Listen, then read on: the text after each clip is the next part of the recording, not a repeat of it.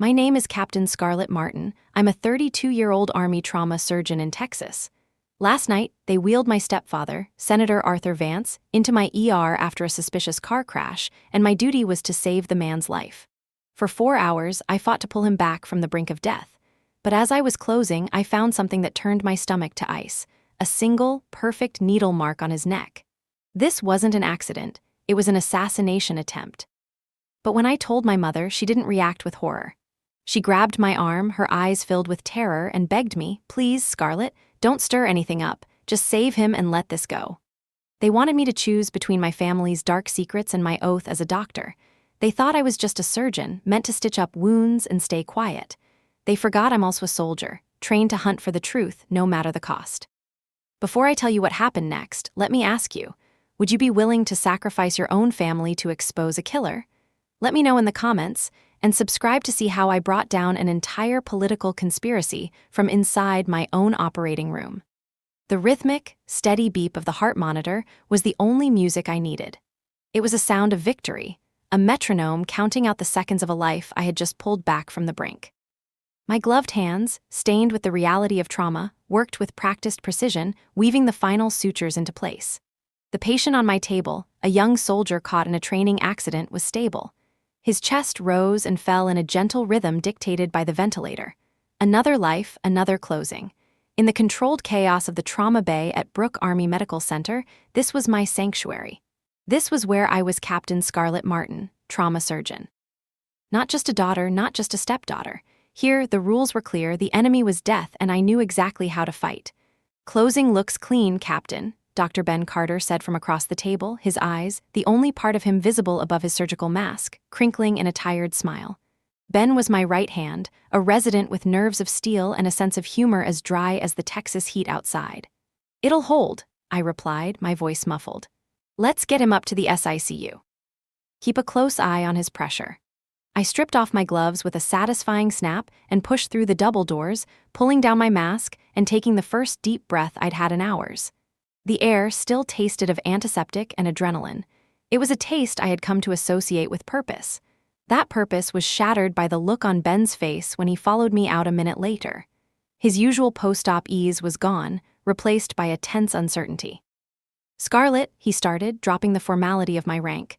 "We've got an incoming, VIP, just landed on the helipad." "So, it's a Tuesday," I said, grabbing a bottle of water.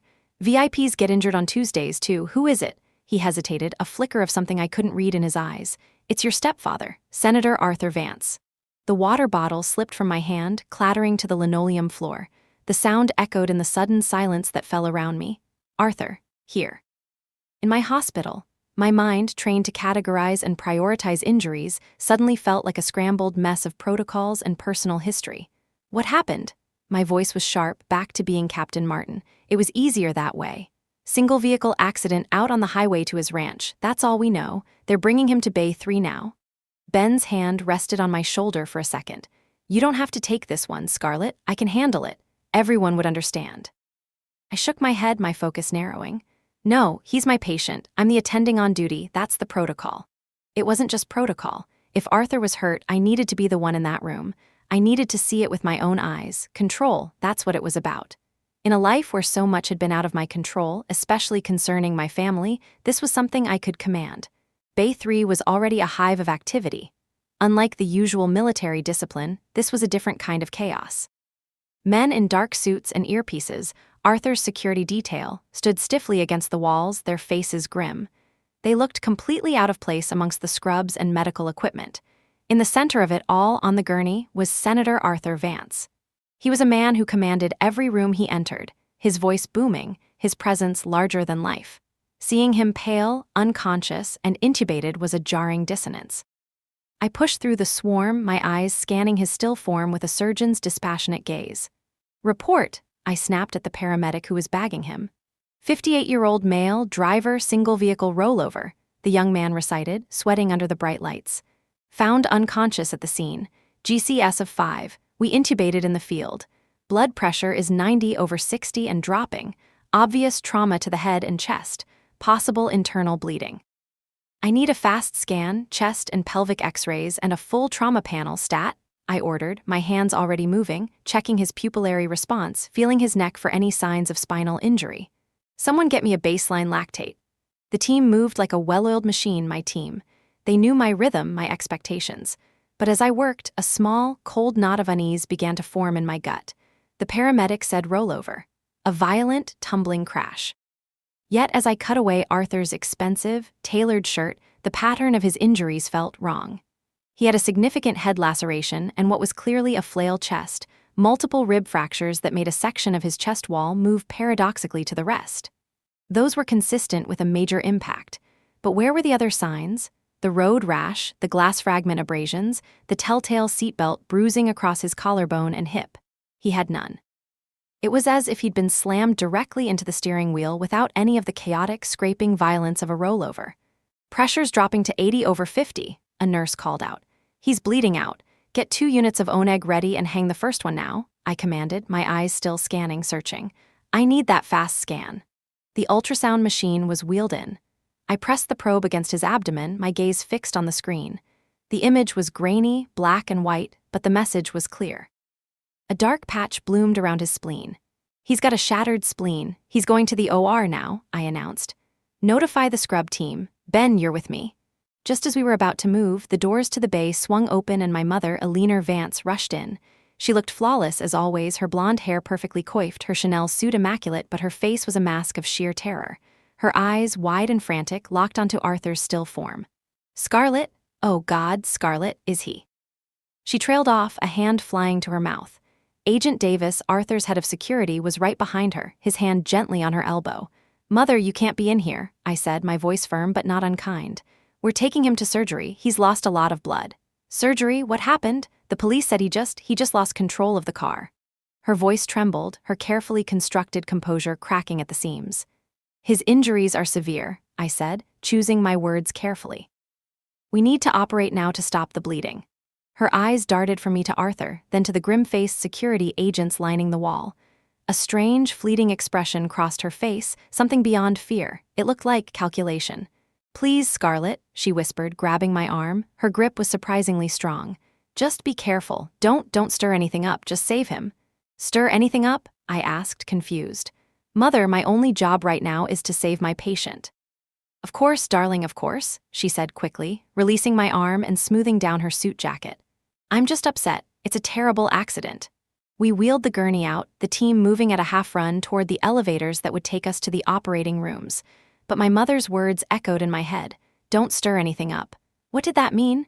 It was a bizarre thing to say when your husband was bleeding to death. The surgery was brutal and complex. Arthur's spleen was a lost cause. We had to perform a full splenectomy. He had 3 liters of blood in his abdomen.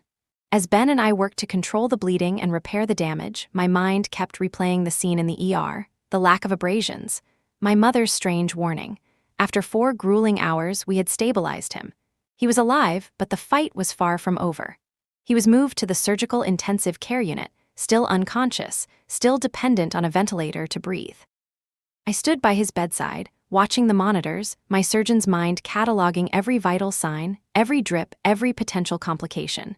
That's when I saw it. It was small, almost invisible against the collar of his blood-stained shirt, which had been placed in a bag with his other personal effects.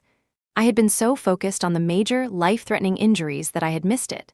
I pulled on a pair of gloves and carefully examined the fabric. A tiny, perfect circular hole. Not a tear from a crash, a puncture. My blood ran cold. I walked back to Arthur's bedside and gently tilted his head.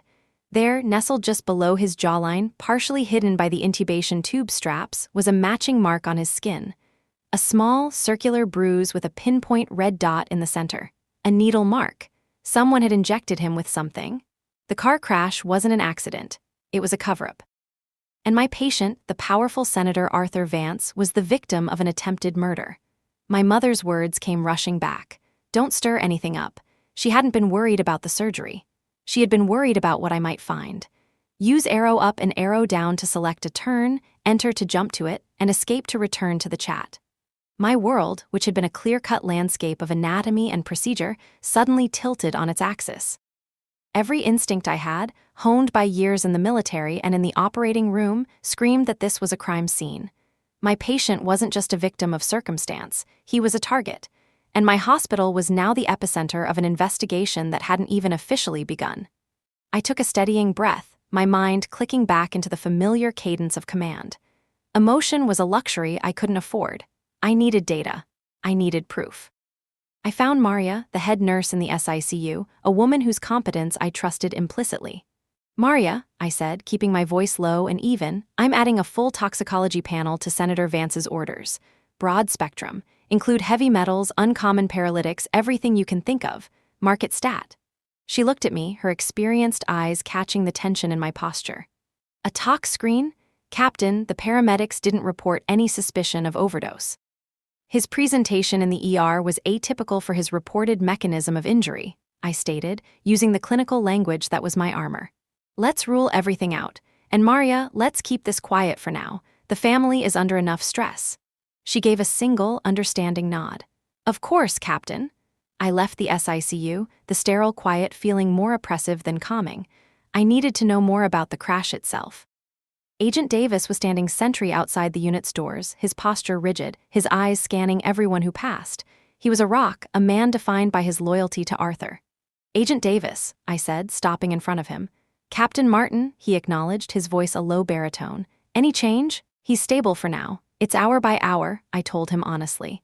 "I need to ask you about the accident scene. Tell me exactly what the state troopers told you." His gaze sharpened. "They said it was strange." The car was a good 50 yards off the road in a field. It had rolled, but not violently. No skid marks on the pavement. None at all. It was as if the driver simply fell asleep at the wheel and drifted off the road. My theory solidified. He was incapacitated before the crash. The rollover was just the unfortunate result of an unconscious man behind the wheel of a moving car. What about the car's interior? Nothing seemed out of place. His briefcase was on the passenger seat, his phone in the console. The first trooper on scene said the engine was still running, the radio playing classical music. It was quiet. Eerily so, he said. Davis paused, his brow furrowing. He was returning from a meeting at the state capitol, a one-on-one with Governor Thompson. The name hung in the air between us. Governor Franklin Thompson, Arthur's political rival, his nemesis. Their battles were legendary in Texas politics, a bitter public war waged over everything from policy to personal insults. If anyone had a motive to want Arthur out of the picture, it was him. "Was the meeting contentious?" I asked. Davis gave a grim, humorless smile. "When is it ever not?" They were arguing over the new redistricting bill. The senator was confident he had the votes to block Thompson's proposal. It would have been a major political defeat for the governor. Motive. A powerful one, but it still felt too simple, too obvious. I thanked Davis and made my way to the VIP waiting room. The air inside was stale, thick with unspoken anxiety. Eleanor was there, sitting perfectly upright on a stiff leather couch, her phone pressed to her ear. "No, I'm telling you, everything is under control," she was saying, her voice a tense whisper. "Just stay put and don't talk to anyone." She saw me and her face froze. "I have to go." She ended the call abruptly, shoving the phone into her purse. "Darling," she said, her voice a little too bright, "I was just talking to the senator's chief of staff, updating the office." I didn't sit down. I stood in the middle of the room, forcing her to look up at me. "Mother, we need to talk. What did you mean earlier, when you told me not to stir anything up?" Her mask of composure tightened. Scarlett, for heaven's sake, read the room. "My husband is lying in a hospital bed attached to a dozen machines. I was overwrought. Can a wife be hysterical?" "You weren't hysterical," I countered, my voice dangerously calm. "You were specific, and you were afraid, I saw it. Now I'm going to ask you again, what are you afraid of?" She stood up, a flash of the formidable woman I knew her to be in her eyes. "I am afraid of losing my husband. What do you think?" "I'm afraid of the press turning this into a circus, of his enemies using this as an opportunity. This is politics, Scarlett. It's a blood sport. You wouldn't understand." "I understand medicine," I said, taking a step closer. "And the medicine is telling me this wasn't an accident. The trauma patterns are wrong. His car drifts off the road with no skid marks, and I found something." I let the words land with surgical precision. "I found a needle mark on his neck." The effect was instantaneous. All the color drained from her face. Her hand fluttered to her own throat, a gesture of pure instinctual fear. She looked, for the first time, truly fragile. "No," she breathed, shaking her head. "No, you're mistaken. It must have been from the paramedics in the ambulance." "I checked their run sheet," I said, my voice relentless.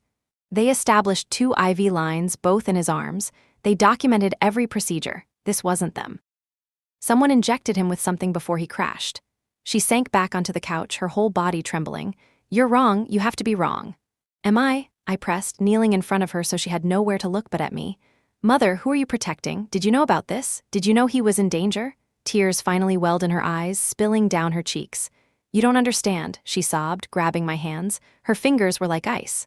Arthur, he makes enemies, powerful people. People who don't play by the rules. If you start making these accusations, you'll be a target too. They'll come after you. They'll come after me. They'll destroy this family. Who are they? I demanded. Is it Thompson? Did Governor Thompson do this? She flinched at the name, shaking her head violently. I don't know anything. I just know that you need to stop. Please, Scarlett, as your mother, I am begging you. Let the police handle it. You just be his doctor. Save his life and let the rest of it go. Promise me. Her plea was so desperate, so filled with a terror that felt deeper than just a fear of political scandal. It was visceral, but she was asking the impossible. She was asking me to ignore a crime committed against my patient in my hospital. She was asking me to violate every oath I had ever taken as both a doctor and a soldier. I stood up, pulling my hands away from hers. I can't promise you that, I said softly. The look of betrayal on her face was a physical blow. Before she could say another word, my pager vibrated against my hip. I glanced at the screen. It was a message from the hospital lab.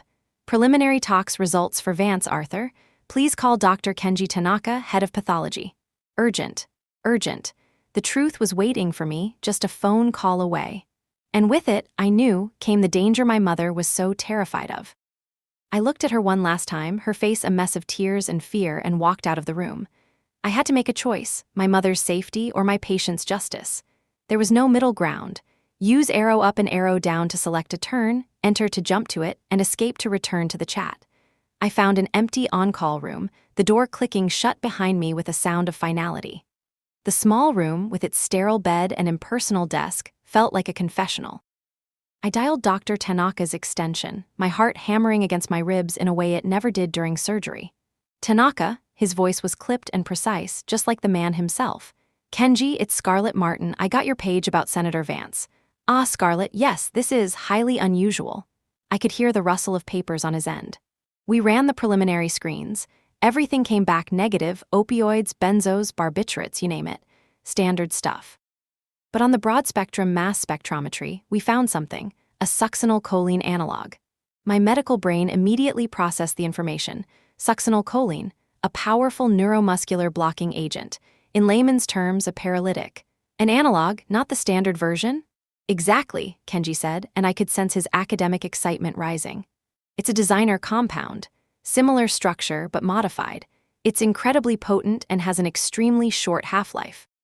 By the time he got here, it was almost completely metabolized. We only found trace amounts of its metabolites. If we had waited even another hour to draw the blood, we would have found nothing. Whoever made this knew exactly what they were doing. It's designed to be untraceable. A cold dread washed over me. This wasn't some crime of passion. This was professional, calculated. What would the effects be? Immediate, widespread muscle paralysis, including the diaphragm. He would have been unable to breathe within seconds of injection. He would have been completely conscious, completely aware, but unable to move a muscle. Suffocating. Kenji's clinical description painted a horrifying picture. Arthur, trapped in his own body, unable to breathe, unable to control his car as it drifted off the highway. It was a monstrously cruel way to kill someone. The head trauma and internal bleeding from the crash would have masked the real cause of death, I murmured, the pieces clicking into place. Asphyxiation, the perfect murder. It would have been, Kenji agreed. Except for 2 things. 1, the paramedics got to him fast and intubated him, breathing for him before his brain suffered irreversible anoxic injury. 2, you were suspicious enough to order the tox screen immediately. Lucky for him. Luck has nothing to do with it, I said, my voice hardening. Kenji, I need you to document everything. Chain of custody on the samples, calibration of the machines, every detail. Can you send me the full report encrypted? Already on its way to your secure hospital email, he replied. Scarlett, be careful. This is beyond a simple assault. People who use compounds like this don't like loose ends. I know, I said, a grim certainty settling over me. Thanks, Kenji. I hung up the phone, the report in my hand now feeling like a loaded weapon. succinylcholine, paralyzed but aware. The cruelty of it was staggering, and the sophistication of the drug pointed away from a hot-headed political rival and toward something far more sinister. My next stop was the hospital's security office. The chief, a retired Army MP named Frank Miller, was a friend. He was a bull of a man with a walrus mustache and an unwavering sense of duty. I found him hunched over a bank of monitors. "Frank," I said, closing the door behind me, "I need your help, and this stays between us." He swiveled in his chair, his sharp eyes taking in my expression. "You look like you've seen a ghost, Captain. What's wrong?" "It's about Senator Vance. I have reason to believe his crash was no accident. I think he was poisoned." I laid out the evidence for him, the atypical injuries, the needle mark, the toxicology results. I didn't mention my mother's fears or the name Thompson. I kept it to the facts, the way Frank would appreciate.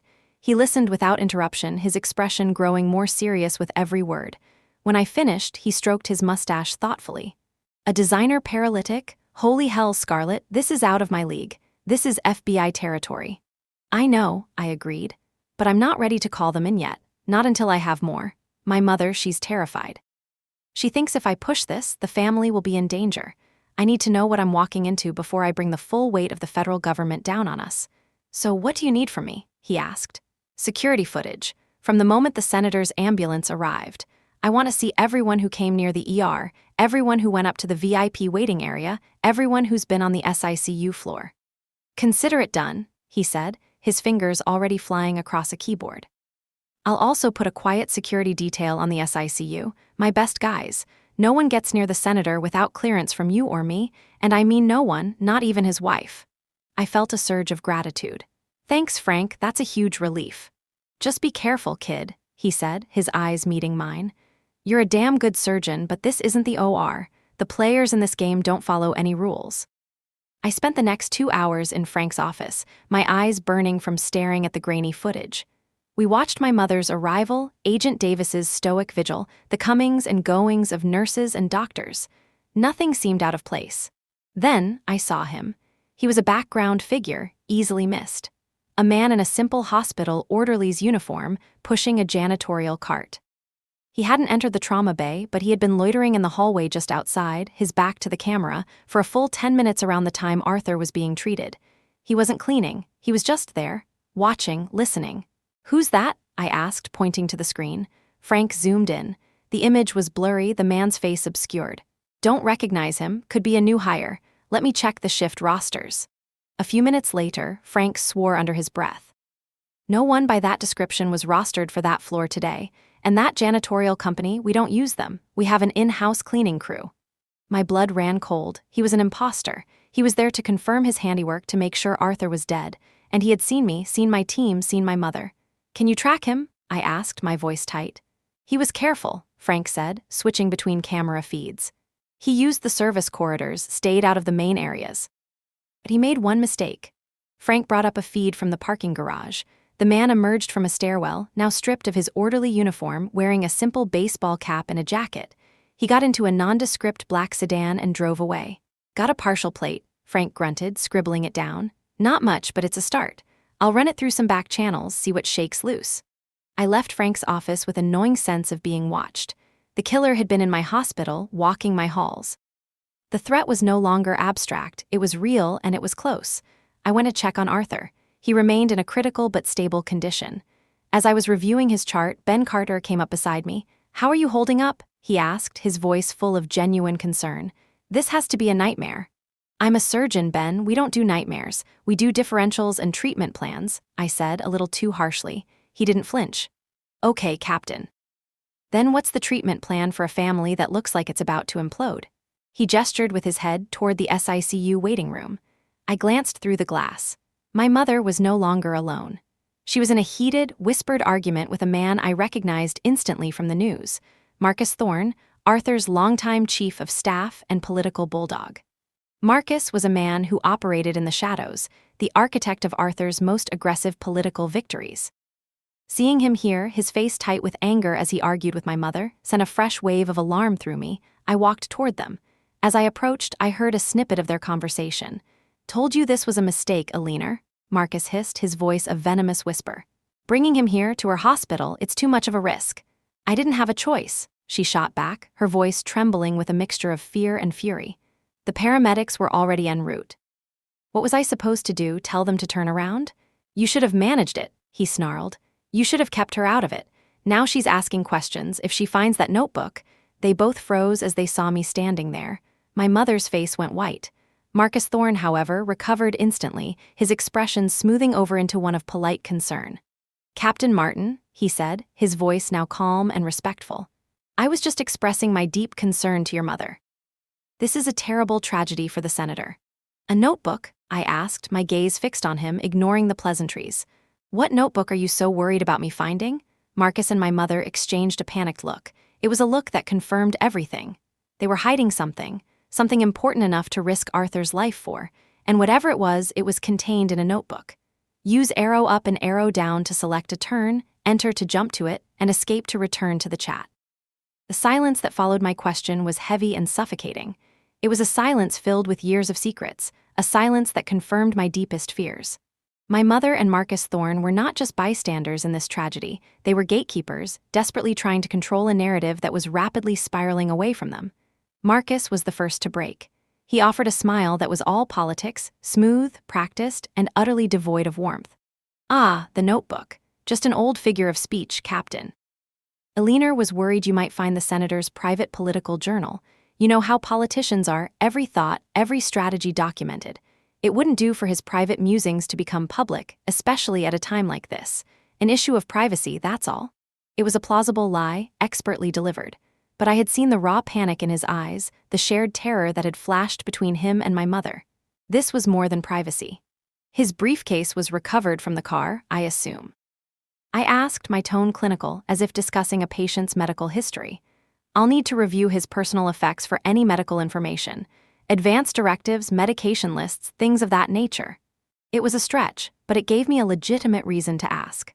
Of course, Marcus said smoothly, gesturing to Agent Davis, who was standing a few feet away, observing the entire exchange with a stony expression. Agent Davis has secured all of the senator's belongings. I'm sure he'd be happy to cooperate with the senator's lead physician. My gaze shifted to Davis. He gave a curt, almost imperceptible nod. He was a professional. His duty was to Arthur, and if I was part of ensuring Arthur's well-being, he would cooperate. I suspected his loyalty to the senator far outweighed any allegiance he had to Marcus Thorne. He was an asset. Thank you, I said. Mother, I'll be back to check on you later. I turned and walked away, feeling their eyes on my back. I didn't need to look at them to know they were already resuming their frantic, whispered conference. The battle lines were being drawn, and I was on one side with my mother and her conspirator firmly on the other. I found Davis by the nurse's station. The briefcase, I said, keeping my voice low. Thorne is worried about a notebook inside. Davis's jaw tightened. He glanced down the hall toward Marcus and Eleanor. He would be, he said, his voice a low rumble. The senator never went anywhere without it. Black Moleskine said it was his insurance policy. Insurance policy. The word sent a chill down my spine. This wasn't a journal of political musings. This was leverage. Blackmail, perhaps. Where is it now?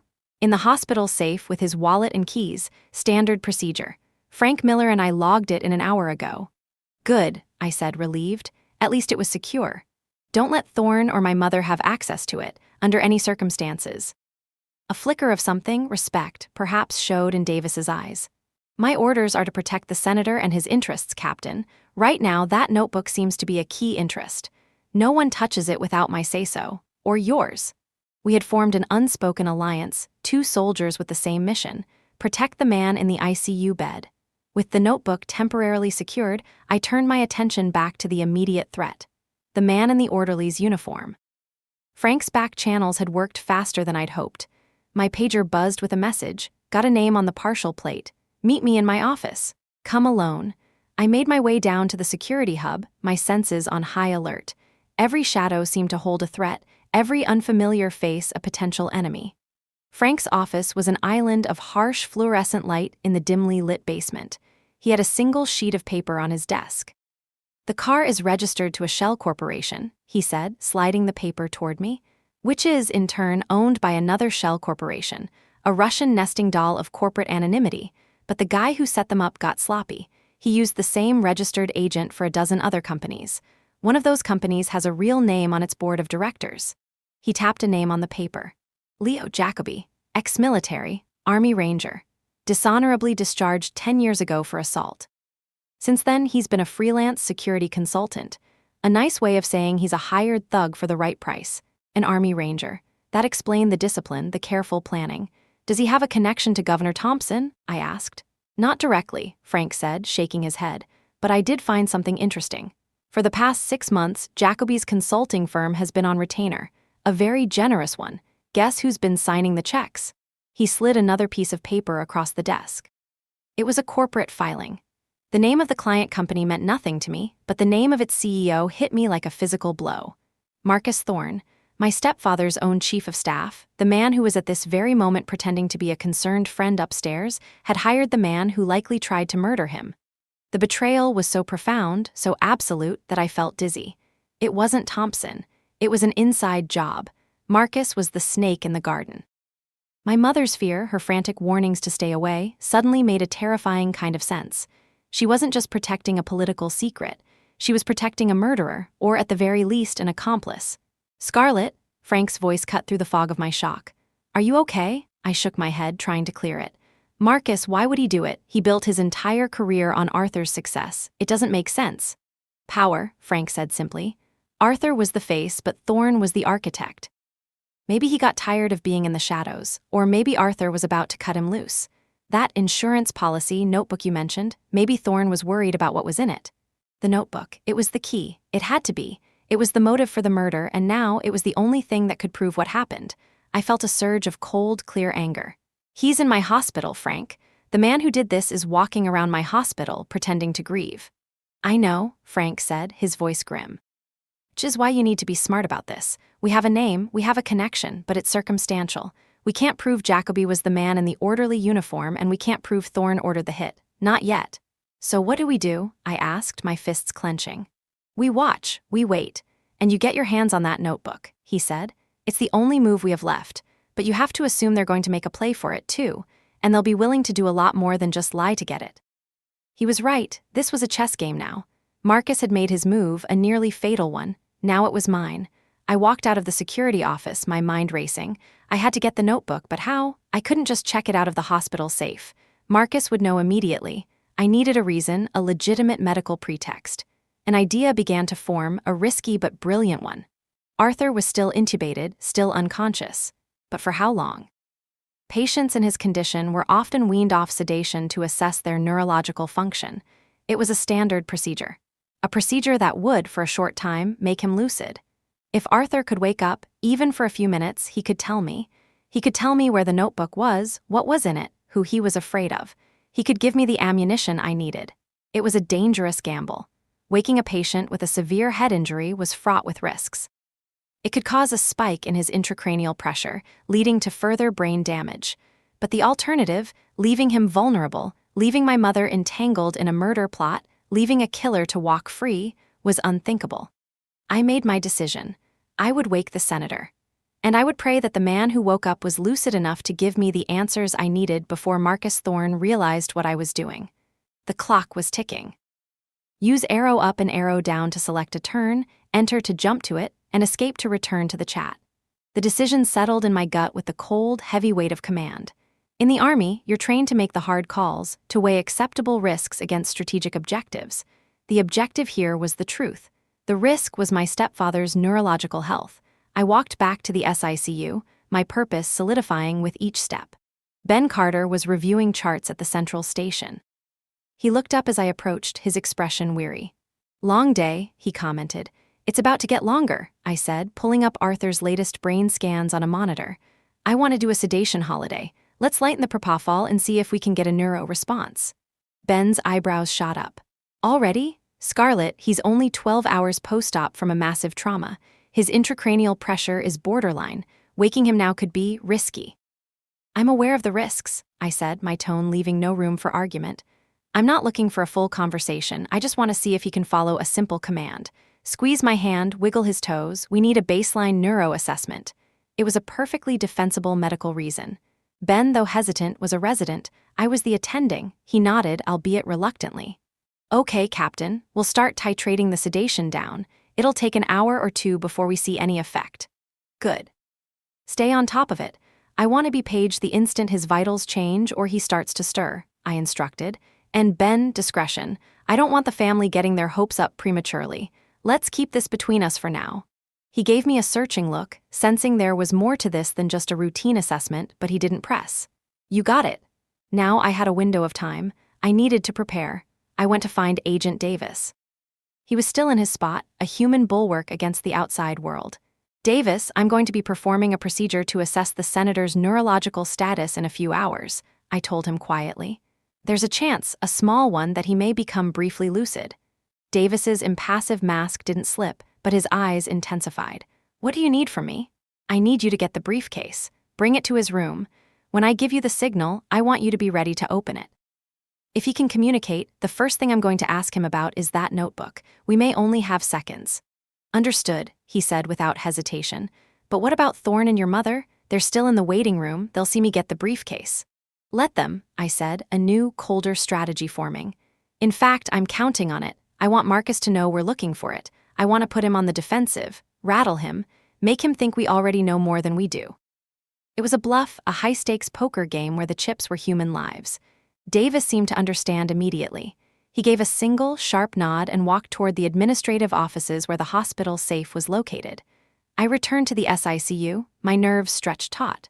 From the glass-walled waiting room, I could see my mother and Marcus Thorne. They were no longer arguing. They were sitting in a strained silence, a palpable aura of fear radiating from them.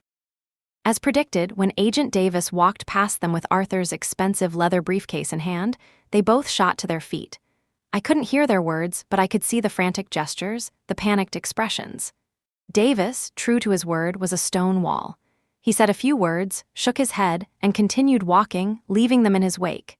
He entered the SICU and placed the briefcase on a small table in the corner of Arthur's room, in plain sight. Then he took up a position just inside the door, arms crossed, a silent and intimidating guardian. The message was clear. The briefcase was now under my control. Marcus Thorne looked like he was about to explode. He started toward the SICU doors, but my mother grabbed his arm, pulling him back, her face a mask of desperate pleading. She knew she couldn't win a direct confrontation with me, not here, not on my turf. She had managed to restrain him, but I knew this was just a temporary ceasefire. They would regroup. They would plan. For the next hour, I busied myself with other patients, my mind a split screen between routine medical care and the high-stakes drama unfolding around my stepfather. I could feel the tension building on the floor. Nurses whispered, other doctors cast curious glances. The presence of a high-profile senator was one thing, the palpable family conflict was another thing entirely. Finally, my pager went off. It was Ben. Vance is stirring, vitals stable, BP is a little high. It was time. I walked into Arthur's room, my heart pounding. Ben was on one side of the bed, monitoring the drips. Davis stood by the door. I nodded to him. The stage was set. Arthur's eyelids were fluttering. A low groan escaped his lips, muffled by the ventilator tube.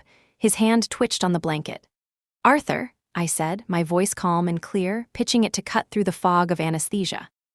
Arthur, can you hear me? It's Scarlett. His fluttering eyelids stilled. It was impossible to know for sure, but I felt a flicker of recognition. I know you can't talk right now because of the tube, I continued, leaning in close, but if you can understand me, I need you to squeeze my hand. I placed my hand in his. For a long, agonizing moment, there was nothing, just the rhythmic whoosh of the ventilator and the beeping of the monitors. I felt a pang of disappointment. Maybe it was too soon. Maybe the brain injury was too severe. And then I felt it, a faint, weak pressure. His fingers, barely moving, tightened around mine. It was a miracle, a connection across the void of trauma and sedation. Good, I said, a wave of relief washing over me. That's very good, Arthur. Now I need to ask you a very important question. It's about your notebook, the black one, your insurance policy. At the mention of the notebook, his vital signs on the monitor jumped. His heart rate spiked from 80 to 110. His blood pressure climbed. He was agitated. He understood. Arthur, is the notebook in your briefcase? I asked, speaking quickly. If it is, squeeze my hand twice. I waited. One squeeze, then nothing. My heart sank. It wasn't in the briefcase. Marcus and my mother had it. Or worse, it was already destroyed. He groaned again, a sound of pure frustration. His eyes opened, just slits, unfocused and cloudy, but he was looking at me. His left hand, the one I wasn't holding, lifted a few inches off the bed. His index finger extended, shaking with a tremor of extreme effort. He pointed. My eyes followed the direction of his trembling finger. He wasn't pointing at the briefcase. He was pointing across the room, toward the small closet where patients' street clothes were stored. He was pointing at his shoes. A pair of expensive, hand-stitched Italian loafers that the nurses had neatly placed on the closet floor. It was in his shoe. He had hidden it in the lining of his shoe. It was a move of brilliant, old-school paranoia. No one would ever think to look there. A triumphant surge of adrenaline shot through me. I had it. I had the location. But my victory was short-lived. A sudden, sharp alarm blared from the monitors. Arthur's blood pressure was skyrocketing. His heart rate was a frantic, irregular rhythm. His eyes rolled back in his head and his body began to seize. "He's crashing." Ben yelled, already pushing a syringe of lorazepam into his IV line to stop the seizure. "His ICP must be spiking. We woke him too soon. Push the propofol. We need to put him back under now," I ordered, my mind snapping back into trauma surgeon mode. We worked frantically, a blur of hands and medications, fighting to stabilize him, to undo the damage our gamble had caused. Through the glass wall of the room, I could see my mother's horrified face, her hands pressed against the window. Marcus Thorne was right behind her, but his expression wasn't one of concern. It was a look of cold, calculating assessment. He had seen the pointing. He had seen me look toward the closet. He didn't know exactly what it meant, but he knew the senator had communicated something vital. And in that moment, I knew with chilling certainty, the race to the notebook was on. And Marcus Thorne would not let a little thing like hospital security stand in his way. Use arrow up and arrow down to select a turn, enter to jump to it, and escape to return to the chat. The controlled chaos in the room felt like a battlefield. Alarms blared, a symphony of medical crisis. Ben and I were a blur of motion, a two-person army fighting to reclaim the ground we had lost. "Pressure is still climbing," Ben called out, his voice tight. "We need to get it down or he'll herniate." "Give him a bolus of mannitol, 20 grams now," I commanded, my hands working on instinct, adjusting ventilator settings, checking his pupils. They were sluggish, a bad sign. I had pushed him too far, and now I was paying the price. The guilt was a sharp, bitter taste in my mouth, but I forced it down. There was no time for regret, only for action. Slowly, agonizingly, the alarms began to subside. The angry red numbers on the monitor retreated, falling back into a less critical range. The seizure stopped. Arthur's body, which had been rigid and arching, went slack. He was unconscious again, deeply so, lost to us once more. He was stable, but the event had taken its toll. He was weaker, more vulnerable than before. I stood there for a moment, the adrenaline slowly draining away, leaving a hollow exhaustion in its wake. I had my answer, but at what cost? "I'll stay with him," Ben said, his voice quiet. "Make sure he stays down." He didn't look at me, but I knew what he was thinking. I had been reckless. I had gambled with a patient's life for reasons I hadn't shared with him. The trust between us, a vital component of any surgical team, was fractured. "Thank you, Ben," I said, my voice barely a whisper. I turned and walked out of the room, avoiding my mother's gaze as she rushed toward me. "Scarlett, what happened? What did you do to him?" she cried, her voice hysterical. "He had a neurological complication," I said, my voice flat and devoid of emotion. "We have it under control. He's resting now. You need to go home, Mother. There's nothing you can do here tonight." Marcus Thorne stepped forward, placing a comforting hand on her shoulder, but his eyes were locked on me. They were like chips of ice. "The doctors seemed to think it was a severe reaction to being weaned off the sedation," he said, his voice laced with a subtle accusation. "Perhaps it was a bit premature, Captain." He knew. He was telling me that he knew I had done it deliberately. "I made a clinical decision based on the information I had," I retorted, my gaze unwavering. "Now, if you'll excuse me, I have other patients." I walked away, my back rigid, feeling his stare like a physical weight. The game had changed. He no longer just suspected I was a problem. He now knew I was actively hunting for something, and he knew I was close. My first stop was to find Agent Davis. He had seen the entire exchange, including the pointing. He met me in a deserted corridor. "His shoe," I said without preamble. "It's in his shoe." Davis's eyes widened almost imperceptibly. "Brilliant," he breathed. "Old-school tradecraft. Brilliant, but now Thorne is on to us," I said. "He saw the whole thing. He knows Arthur told me something. He'll be coming for those clothes, Davis, probably tonight." "The clothes are in a sealed evidence bag in the room's closet," Davis said. "I can move them to the hospital safe with the briefcase." I shook my head.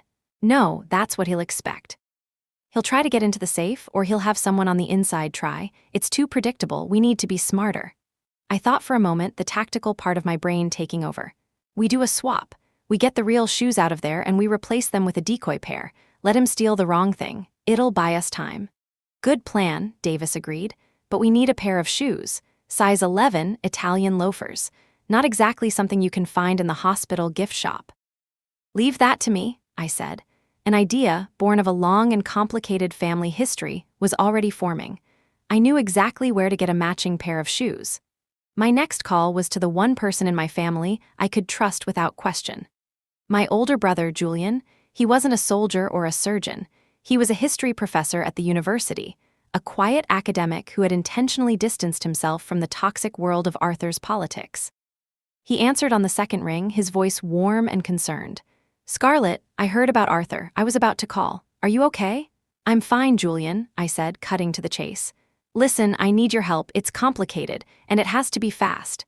"Anything," he said, the warmth in his voice replaced by a serious focus. He knew my complicated was on a different level from most people's. "I need you to go to Arthur's study at the house," I instructed, my voice low. "In the back of his wardrobe, there's a row of shoeboxes. Find the ones for his black Morty loafers.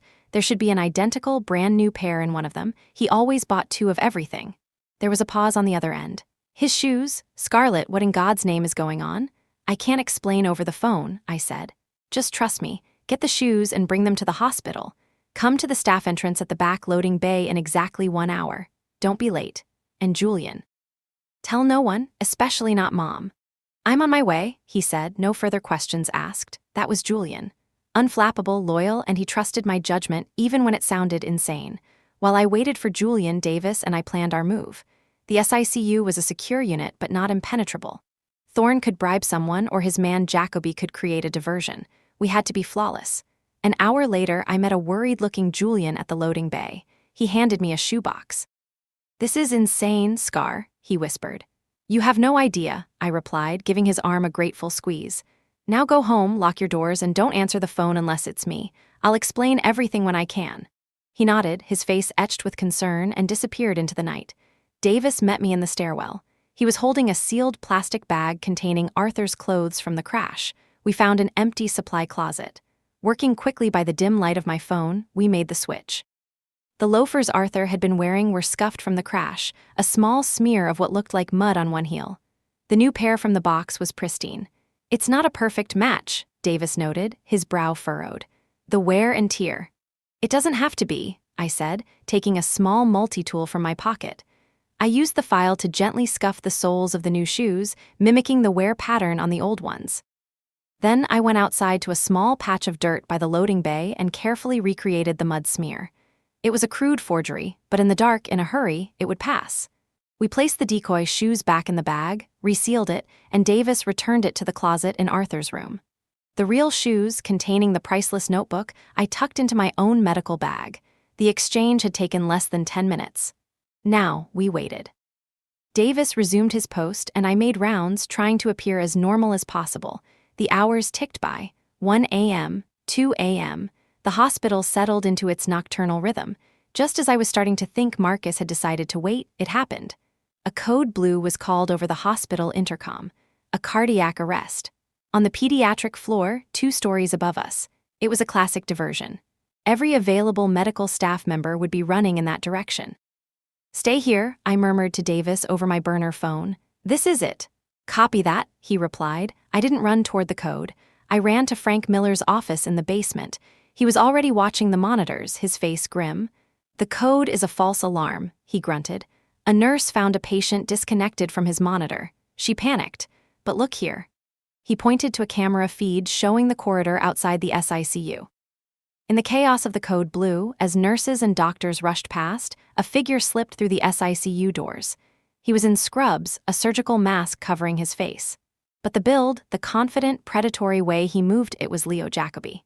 "He's in," I breathed. We watched, our hearts in our throats, as Jacoby's form disappeared into Arthur's room. A minute later, he emerged, moving quickly. He was carrying the sealed evidence bag. He didn't run.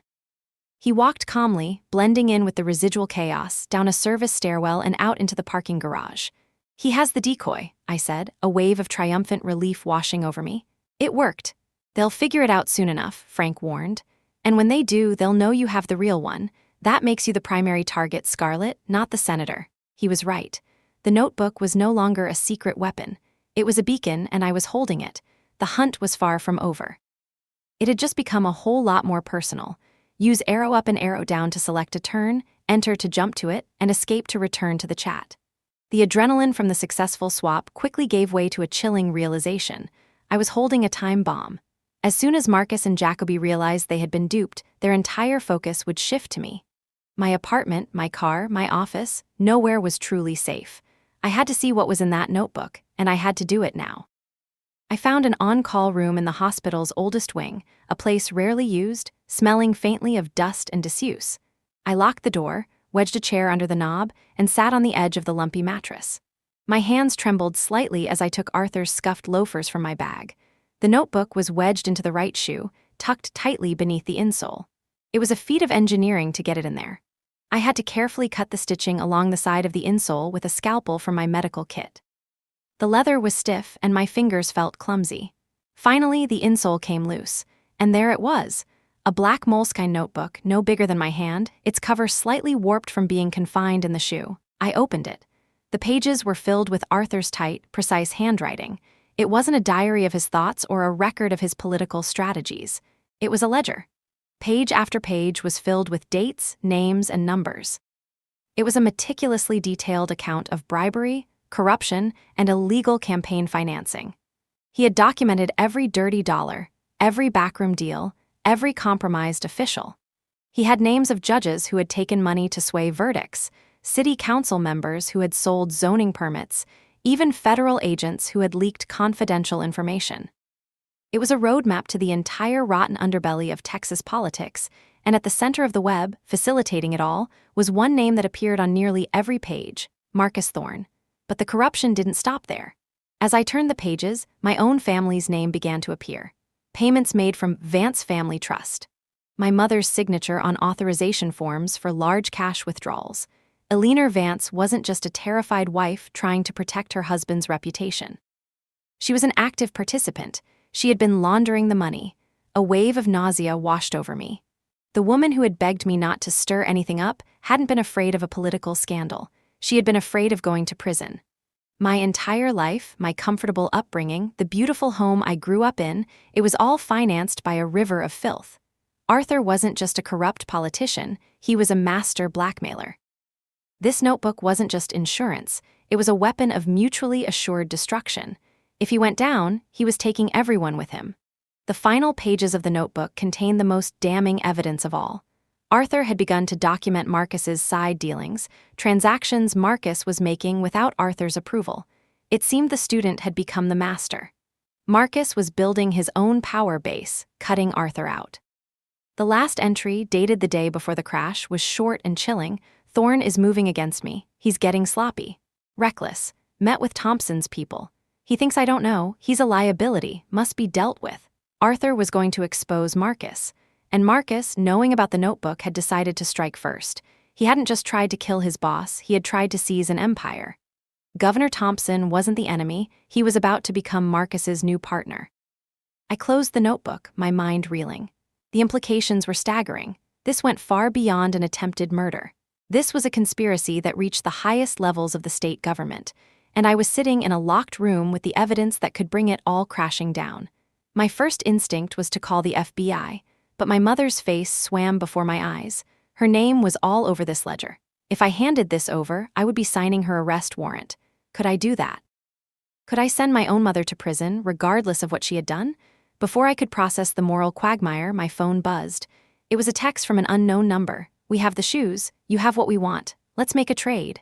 Your mother's safety for the real notebook. You have 1 hour to come alone. The Botanical Gardens, East Gate. No cops or she pays the price." My blood turned to ice. They had figured out the swap. And they had escalated. They had my mother. I called Frank immediately. "They have my mother," I said, my voice shaking with a rage so cold it burned. "They're threatening her to get the notebook." "It's a bluff, Scarlett," Frank said, his voice a calming anchor in my storm of panic. "Thorne wouldn't dare harm Eleanor. She's his partner. He needs her." "Are you willing to bet her life on that?" I shot back. "Jacoby is a dishonorably discharged ranger. He's a thug. If Thorne orders him to do something, he'll do it." Okay, stay calm," Frank said. "Where do they want to meet?" "The Botanical Gardens, East Gate, 1 hour." "It's a trap," he said instantly. "They're not going to trade. They're going to take the notebook and eliminate the loose end. You. I know, I said, my mind already working, the surgeon's logic overriding the daughter's fear. But they've given us an arena, and I'm not going in unprepared. What are you thinking? Frank asked. Call your friends at the San Antonio PD, I instructed, my voice hardening into the familiar tone of command. Tell them I'm a cooperating witness in an ongoing investigation. I'm meeting a hostile target. I want a covert tactical team in place. No uniforms, no marked cars. I want them hidden, and I want them ready to move on my signal. The signal will be the word protocol. That's a big risk, Scarlett. If they spot the cops, your mother, they won't spot them if they're good, I interrupted. And Frank, I need something else. I need you to get a message to my brother, Julian. Tell him to go to the main ranch house. Tell him to find the circuit breaker panel in the basement. He needs to shut off the power to the entire property at exactly 4 a.m., not a minute sooner or later. The ranch? What the hell is at the ranch? Frank asked, confused. It's where Marcus will take the notebook if he gets it, I said, a desperate, half-formed plan solidifying in my mind. It's isolated, secure, it's his backup location, but it has a state-of-the-art security system, one that's useless without electricity. This is getting complicated, kid. It's always been complicated, I replied. Just get the messages out, I have to go. I hung up and took a deep breath. I was about to walk into a trap, armed with a book full of poison. I took pictures of every single page with my phone, encrypted the files, and uploaded them to a secure cloud server only I had the password to. The physical notebook was now just bait. My final preparation was for myself. I changed out of my scrubs and into a dark jacket and jeans. In the Army, I'd had basic close-quarters combat training. It was a distant memory of sweat and bruises, but the core principles were still there. Find a weapon. Create a choke point. Never let them control the terrain. I looked at the scuffed leather shoes in my hands. My weapon. I put the notebook back inside, but I didn't reseal the insole. I left it loose. The botanical gardens at night would be a labyrinth of shadows and silence. It was their chosen ground. I had 30 minutes to get there. 30 minutes to become the soldier I had been trained to be, not just the surgeon. The part of me that could make the hard cuts, the part that could function when everything was bleeding out. My mother's life depended on it. Use arrow up and arrow down to select a turn, enter to jump to it, and escape to return to the chat. The night air was thick and humid, clinging to my skin as I walked toward the east gate of the botanical gardens. The ornate iron gates were locked for the night, casting long skeletal shadows across the manicured lawns. A single black sedan was parked across the street, its engine idling. This was it. My phone buzzed. Another text from the unknown number. Leave the book on the bench just inside the gate. We'll release her when we have it. A classic hostage exchange tactic. Separate the target from the asset. I wasn't falling for it. I texted back a single, defiant reply, face to face, or no deal, I see her or I burn the book. It was a bluff. The real evidence was already in the cloud, but they didn't know that. I was counting on their desperate need for the physical copy. After a tense minute, the reply came. Fine, the Japanese garden. The bridge over the koi pond. You have 5 minutes. The gate clicked open electronically, a silent invitation into the trap. I pushed it open and stepped inside, my medical bag clutched in my hand. The gardens were a different world at night. The familiar paths were transformed into dark, winding canyons of foliage. Every rustle of leaves, every croak of a frog, sounded like a threat. I made my way toward the Japanese garden, my senses on high alert. I kept to the shadows, my footsteps soft on the stone path. I could feel unseen eyes watching me. I trusted Frank, trusted he had gotten the message to the SAPD, but right now I was completely on my own. The koi pond was a pool of black glass reflecting the sliver of moon above. In the center was a small, arched wooden bridge. 2 figures were standing on it. Even in the dim light, I recognized my mother's elegant silhouette. The hulking form beside her could only be Leo Jacoby. As I got closer, I saw that Jacoby had one arm wrapped tightly around my mother's waist. His other hand was out of sight, likely holding a weapon pressed against her side. My mother looked terrified but also angry. A strange, defiant anger I had never seen in her before. Scarlett, don't do it, she called out, her voice shaky but strong. Don't give it to them, it's not worth it. Be quiet, Alina, Jacoby grunted, his voice a low growl. He gave her a rough shake. Your daughter is a lot smarter than you are, she knows how this works. I stopped at the edge of the bridge, about 10 feet away from them. I could see the glint of steel in Jacoby's hand now. It was a knife, pressed against my mother's ribs. Let her go, Jacoby, I said, my voice steady. I could feel my pulse hammering in my throat, but my voice didn't betray it. You get the book, I get my mother. That was the deal. A third figure stepped out of the shadows of a large pagoda behind them, Marcus Thorne. He was dressed in a dark suit, looking more like a CEO than a kidnapper. He clapped his hands together in mock applause. "Captain Martin," he said, his voice smooth as silk. "Always the negotiator. I should have known you wouldn't make it easy." "Where I come from, we don't negotiate with criminals, Thorne," I said, my eyes locked on his. "But for her, I'll make an exception, the book for my mother. Now." "It's a simple transaction," Marcus said with a dismissive wave. "Give Leo the shoe. He'll check it. Once we've verified it's the real thing, your mother is free to go. We'll be on our way and you can go back to your life pretending none of this ever happened." He was lying. The moment they had that book, we were both dead. I needed to trigger the signal, but I couldn't risk them panicking and hurting my mother. I had to create an opportunity. "All right," I said, feigning compliance. I opened my medical bag and took out the scuffed loafer. I held it up. "Here it is, but I'm not giving it to him. I'll slide it across the bridge. You let her walk to me. When she's halfway across, I'll let go of the shoe." Marcus considered it for a moment, then nodded. "Fair enough, Leo, let her go." Jacoby shoved my mother forward. She stumbled, catching her balance on the bridge's railing. "Walk, Eleanor," Marcus commanded. My mother took a hesitant step toward me, her eyes wide with fear, then another. She was 5 feet away. Halfway. "Now the shoe, Captain," Marcus said, a hungry look in his eyes. I placed the shoe on the wooden planks of the bridge. "Mom, keep walking," I said, my voice low but urgent.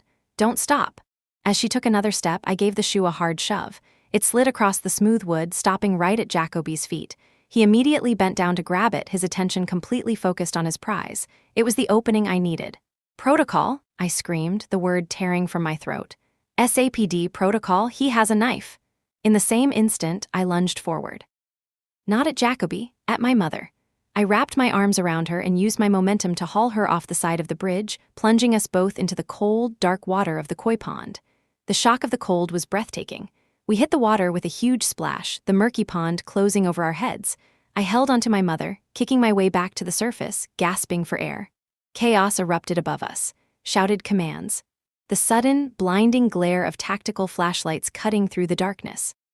Figures in dark uniforms swarmed the bridge from both sides. The trap had been sprung. Jacoby, caught completely by surprise, straightened up with the shoe in his hand. He was momentarily blinded by the lights. He spun around, knife still in hand, looking for an escape route, but he was surrounded. "Police! Drop the weapon!" A voice boomed through a megaphone.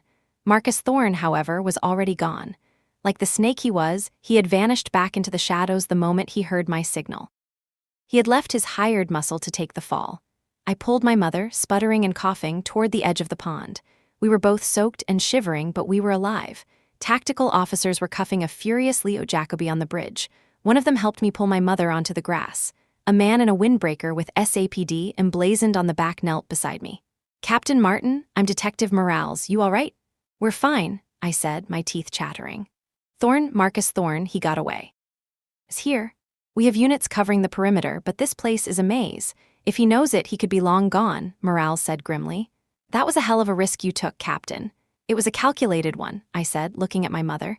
She was wrapped in an emergency blanket, her anger from the bridge replaced by a profound, soul-deep shock. She was staring at Jacoby being led away in handcuffs, her expression unreadable. Morales's radio crackled. "We got the suspect's weapon. And, a shoe." I allowed myself a small, grim smile. The bait had been taken. Jacoby would go down for kidnapping and assault with a deadly weapon. But Thorne, the mastermind, was still out there. And now he knew, without a doubt, that I had the real notebook. He was empty-handed, exposed, and desperate. A desperate man is the most dangerous kind of animal. The police took my mother and me to a nearby precinct to give our statements. I told Morales everything I could without implicating my mother directly, focusing on Thorne and Jacoby's actions. I described the notebook simply as evidence of criminal activity that Thorne was trying to retrieve. It wasn't the whole truth, but it was enough for them to issue a bolo, "Be on the lookout for Marcus Thorne." After hours of questions, they finally released us into the gray, pre-dawn light. My brother Julian was waiting for us, his face a mask of worry. He rushed forward and wrapped his arms around our mother. "I tried to warn you, Scarlett," my mother whispered as we walked to Julian's car. Her voice was hollow. "I told you to let it go." "Let it go," I said, my voice tight with a mixture of exhaustion and anger. "He tried to murder your husband and he kidnapped you, Mother. What part of that should I have let go? "You don't understand what you've done," she said, pulling away from Julian and facing me, her eyes blazing with a desperate fire. "You haven't saved anyone, you've just signed our death warrants." Just then my burner phone buzzed. It was a message from Frank. "Julian's part is done, power at the ranch is out, but you're not going to like this." Thorne wasn't at the gardens, he was never there. My blood ran cold, I stared at the phone. "What do you mean he wasn't there?" I typed back frantically. Frank's reply was instant. "The man you saw was a double, a decoy. SAPD got a positive ID on him from a traffic cam a mile away. Thorne played you. While you were rescuing your mother, he was on his way to the hospital." A sickening wave of dread washed over me. The kidnapping, the trade, the decoy, it was all a diversion. A complex, multi-layered diversion to get me, Davis, and the police all focused on the wrong place. While I was playing the hero in the gardens, he had gone for the real prize, not the notebook. He knew I had that. He had gone for the only other person who knew what was in it. He had gone to silence Arthur, for good. Use arrow up and arrow down to select a turn, enter to jump to it, and escape to return to the chat. A frantic, primal fear, sharper than any I had ever felt in the OR, seized me. "Julian, drive," I yelled, shoving my mother into the back seat and jumping in after her. "The hospital, now, fast as you can." Julian didn't ask questions. He slammed the car into gear, tires squealing as he pulled away from the curb. My mind was racing, replaying the night's events, seeing the trap I had so cleverly walked into. Thorne hadn't needed a decoy for himself if he wasn't going to be there. The man in the suit, the one who had negotiated with me, must have been another one of his hired guns, chosen for his passing resemblance to Thorne in the dark. The entire kidnapping had been a piece of elaborate theater designed for one purpose: to pull me and all available security away from Arthur's bedside. I fumbled for my phone, my fingers slick with pond water and adrenaline. I dialed Ben Carter's cell. It rang once, twice, a third time, then went to voicemail. "Ben, it's Scarlett, call me back. Lock down the SICU, don't let anyone in Arthur's room. Do you hear me? Lock it down." Next, I called Agent Davis. He answered on the first ring, his voice clipped and alert. "Davis, report." "All quiet here, Captain," he said. "The police detail left 20 minutes ago to back up the team at the gardens. It's just me and the hospital's night shift." My heart sank. "He's coming for Arthur, Davis," I said, my voice urgent. "The kidnapping was a diversion. Thorne is on his way to you. He's coming to finish the job. You're the only one there." There was a moment of silence on the other end, then I heard the unmistakable sound of Davis drawing his weapon. "Let him come," he said, his voice a low growl of pure steel. "I'm not leaving my post." "We're 5 minutes out," I told him. "Just hold him off. Don't let him get in that room." The world outside the car was a blur of streetlights. Julian drove with a grim focus, running red lights, weaving through the sparse pre-dawn traffic. In the back seat, my mother was silent, her face pale, the terrible truth of what she had helped create finally dawning on her. My phone rang, it was Ben.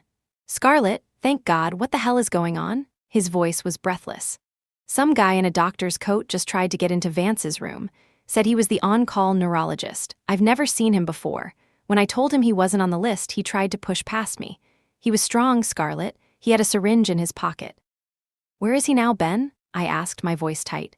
"Agent Davis has him. He came out of nowhere, took the guy down. It's a mess. We're in lockdown. But Scarlett, the syringe, it was full of potassium chloride. A lethal injection, the kind used in executions. Thorne wasn't taking any chances this time. No subtle designer drugs, just a massive, untraceable cardiac arrest. "Is Arthur okay?" I breathed. "He's fine. The guy never got past the door," Ben assured me. "Davis is a damn hero." "Who was that guy?" "Thorne's cleaner," I said, a sliver of relief cutting through the panic. Davis had held the line. "We're pulling up now. Stay with Arthur. Don't let anyone near him." We screeched to a halt at the emergency entrance. I jumped out before the car had fully stopped. "Julian, stay with Mom. Lock the doors. Don't move until you hear from me." I ran into the hospital, my military ID already in my hand. The SICU was swarming with hospital security. In the middle of the hallway, Agent Davis had a man in a white coat pinned to the floor, his face pressed against the linoleum, his hands cuffed behind his back. It was not Thorne, just another hired gun. "He was the backup," Davis grunted as I approached, not taking his knee off the man's back. "Thorne sent him in, probably expected me to be at the gardens with you." "Where's Thorne?" I demanded, scanning the chaotic scene. "He never came in this way," Frank Miller said, jogging up to meet me. He had been alerted by Davis. "My guys have the exits covered, but we have a problem. There's a fire alarm on the 4th floor. Sprinklers have gone off in the administrative wing. It's chaos up there. Another diversion. My mind pieced it together instantly. The fake neurologist was Plan A, the fire alarm was Plan B, a way to create chaos, evacuate floors, and provide cover for Thorne to slip in and out unnoticed. But to do what? He had to know his man had failed. Then I realized. He wasn't trying to get to Arthur anymore. He was after the evidence, and he knew I had uploaded it. The administrative wing. The hospital's server rooms were on the 4th floor. He's not trying to kill Arthur, I said to Frank, my eyes wide with understanding. He's trying to wipe the hospital's servers. He's trying to destroy the digital copy of the notebook I sent to my hospital email. It was a brilliant, desperate move. In the chaos of a fire alarm and sprinklers, a man with the right skills could access the server room, introduce a worm or simply smash the hardware, and erase all local copies of the evidence. My cloud backup would still exist, but it would be my word against his. The hospital's own records, a key piece of the evidence chain, would be gone. My office is on the 4th floor, I said, a new, colder fear gripping me. I had left the real notebook, the physical copy, hidden in a locked desk drawer in my office. In the rush to get to the gardens, I had deemed it the safest place. I never imagined Thorne would be able to create this much chaos inside the hospital itself. "Come on," I yelled to Frank, and we took off toward the stairs, pushing past evacuating staff. The 4th floor was a surreal scene. Emergency lights flashed, alarms blared, and water rained down from the ceiling in the administrative hallway. The server room door was ajar, its electronic lock smashed. Thorne was gone. We raced to my office. The door was unlocked, the lock jimmied. I pushed it open, my heart sinking. The room was a mess. Files were thrown on the floor, chairs overturned. My desk drawers had been pried open. The black moleskine notebook was gone. He had one. He had played me perfectly. He had used my love for my mother as a weapon against me, creating a masterful diversion that had left his primary target, the evidence, completely unprotected. He had the physical notebook, and he had likely just wiped the server copy. I stood there, soaked from the sprinklers, surrounded by the wreckage of my office, feeling the crushing weight of defeat. I had failed. But then, my eyes landed on something on the floor, half hidden under a scattered pile of papers. It was a small, silver cufflink, embossed with the seal of the state governor. It wasn't Thorne's. I had seen his cufflinks earlier. They were simple gold knots. This belonged to Governor Thompson. A sudden, insane thought flashed through my mind. I remembered Arthur's last entry in the notebook. Thorne met with Thompson's people. Everyone assumed they were enemies. But in the corrupt world Arthur had created, enemies and allies were interchangeable. What if their public rivalry was a sham? A long con to manipulate the political landscape? "Frank," I said, my voice barely a whisper as I picked up the cufflink. "Thorne isn't working against Thompson. He's working with him. They're partners." The attempted murder wasn't a hostile takeover. It was a corporate merger, sealed in blood, and I realized Thorne wasn't running to the ranch to hide. The ranch, with its power cut by my well-meaning brother, was another diversion. He was running to the one place he would be truly safe, the one place no one would ever think to look for him. He was at the governor's mansion.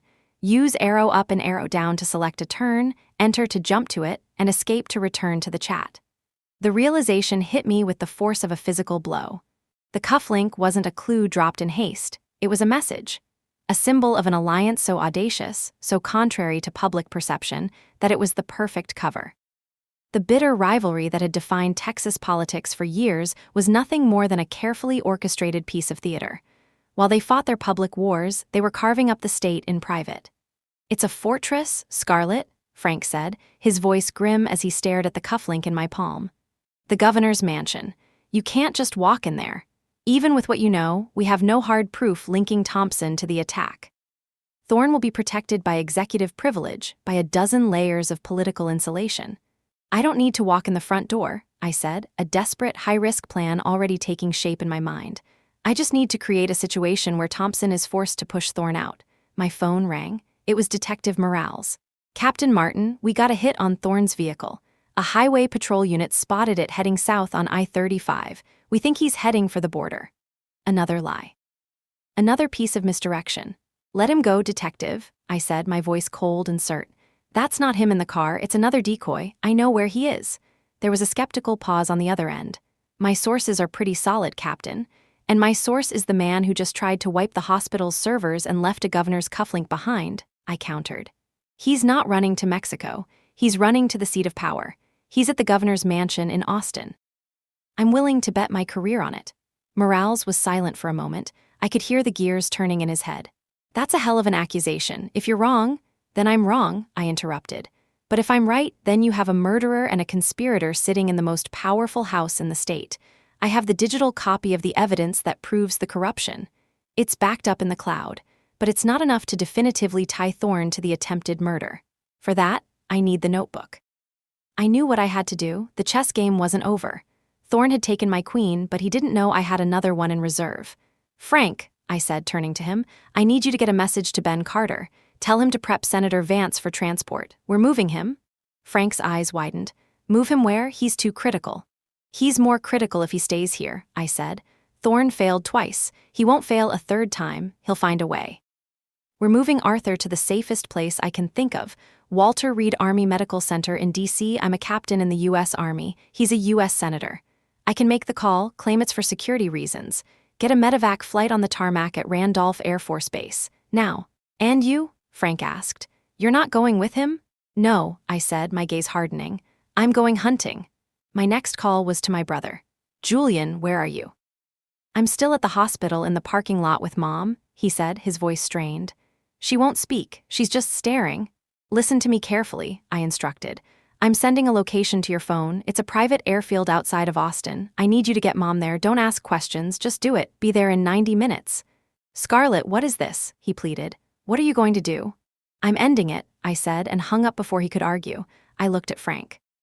Thorne thinks he has the notebook. He thinks he's safe. He's going to sit down with Governor Thompson, and they're going to celebrate their victory and plan their next move. But they're going to do it with the evidence of their crimes sitting on the table between them. You're going to try and get it back, Frank stated, his expression a mixture of disbelief and admiration, from inside the governor's mansion. I'm not going to try, I said. I'm going to create a medical emergency that no one, not even the governor of Texas, can ignore. 1 hour later, I was in a borrowed car, driving north toward Austin. I had changed into a clean set of scrubs, my hair pulled back, my face set in a mask of professional calm. I looked like a doctor on a mission. And I was. I had made one final, crucial call to Agent Davis, who was now accompanying Arthur in the ambulance to the airbase. I had given him a very specific set of instructions. When I arrived in Austin, I didn't go to the mansion. I went to a local news station, a small, independent affiliate known for its aggressive investigative reporting. I asked for their star reporter, a woman named Sarah Jenkins, the kind of journalist who smelled a story like a shark smelled blood in the water. I gave her the tip of a lifetime. I told her that a source had informed me that Governor Thompson was about to hold a secret, late-night meeting with Senator Vance's chief of staff, Marcus Thorne, just hours after a failed attempt on the senator's life. I suggested that a news van parked a block away from the mansion's service entrance might see something interesting. I gave her just enough to be tantalizing, not enough to be unbelievable. She took the bait. With the media now in place, it was time for the main event. I drove to the governor's mansion. As Frank predicted, it was a fortress, surrounded by a high wall and patrolled by state troopers. But I wasn't going to the main gate. I drove to the service entrance at the rear, the one I had pointed the news van toward. I pulled up to the gate and laid on the horn, flashing my lights. A trooper approached the car, his hand resting on his sidearm. Ma'am, this is a restricted area. I rolled down the window, making sure my face was a mask of controlled panic. I'm Dr. Scarlett Martin, I said, holding up my military ID and my hospital badge. I'm Senator Vance's surgeon. I have an urgent, life-or-death medical message for the governor. It concerns the senator's health and a direct threat to Governor Thompson himself. The trooper was skeptical. You can relay the message through me, ma'am. Absolutely not, I said, my voice rising with practiced urgency. This information cannot be relayed over radio. It's about a biotoxin, a contagious agent that we believe was used in the attack on the senator. We have reason to believe the governor was exposed during his meeting with the senator yesterday. His life is in imminent danger. Every second we waste is a second this agent is doing irreparable harm. Now, are you going to let me in, or do you want to be the man who let the governor die? Biotoxin. Contagious. Those were the magic words. In a post-9/11 world, no security officer would risk being wrong about a threat like that. I saw the hesitation in his eyes turn to alarm. He spoke urgently into his radio. A moment later, the heavy gates swung open. I had just breached the fortress. I was inside, and I had no idea if I would ever walk out again. Use arrow up and arrow down to select a turn, enter to jump to it, and escape to return to the chat. I drove through the gates, my knuckles white on the steering wheel. The mansion grounds were immaculate, a stark contrast to the chaos I had just left behind. Another trooper directed me to park near a side entrance, and I was met on the steps by a stern-faced man in a suit who introduced himself as the governor's head of security, a Mr. Henderson. "Dr. Martin," he said, his eyes scanning me with professional suspicion. "This is a highly irregular situation." "Mr. Henderson, irregular is a luxury we don't have time for," I said, stepping out of the car and grabbing my medical bag, the same bag that had held the decoy shoe just hours earlier. It was now mostly for show, a prop to complete my role. "Where is the governor? I need to assess him immediately." "He's in a private meeting," Henderson said, blocking my path. "He can't be disturbed." "Is he with Marcus Thorne?" I asked, my gaze sharp. Henderson's expression tightened. "The governor's schedule is confidential." "Does Marcus Thorne look pale?" I pressed, my voice dropping into a clinical, urgent tone.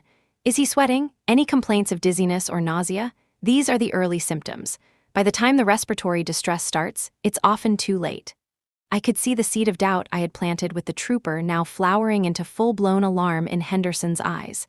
The threat was no longer abstract. I had given it symptoms. He was now weighing the risk of disturbing the governor against the risk of a biological agent loose in the mansion. I had created a medical crisis he had no protocol for. "This way," he said abruptly, turning and leading me into the mansion. The interior was opulent and silent, the thick carpet swallowing the sound of our footsteps. We walked down a long, portrait-lined hallway. My heart was pounding, a frantic drum against my ribs. The news van should be in place. Julian should be on his way to the airfield with our mother. The medevac carrying Arthur should be preparing for takeoff. All the pieces were in motion, all converging on this single point. Henderson stopped in front of a heavy oak door. "He's in the study. Wait here." He knocked once and entered without waiting for a reply. I could hear muffled, urgent whispers. A moment later, Henderson reappeared. "The governor will see you." I took a deep breath and stepped inside. The study was exactly as I had imagined it. Mahogany bookshelves, a massive fireplace, and a desk the size of a small car. And there they were. Governor Franklin Thompson was seated behind the desk, his face a mixture of annoyance and concern. Standing near the fireplace, looking pale and furious, was Marcus Thorne, and sitting on the polished surface of the desk, right between them, was the black moleskin notebook. "Dr. Martin," the governor said, his voice the smooth, practiced baritone of a seasoned politician. "My head of security informs me you have some alarming news." "I do, Governor," I said, my eyes briefly flicking to Marcus, then back to Thompson. I had to play this perfectly. "As Senator Vance's lead surgeon, I have a duty to inform you of a potential public health crisis. The agent used to poison the senator was a sophisticated, weaponized paralytic. Our labs have just confirmed it has a contagious component. It can be transmitted through skin contact. It was a complete fabrication, a lie built on a sliver of truth, but it was medically plausible enough to be terrifying." I saw Thompson instinctively pull his hands back from the desk. "We believe you were exposed during your meeting with the senator yesterday," I continued, my focus entirely on the governor, ignoring Marcus. "And Mr. Thorne here," I said, finally turning to him, "was almost certainly exposed when he retrieved the senator's personal effects." Marcus's face was a mask of fury.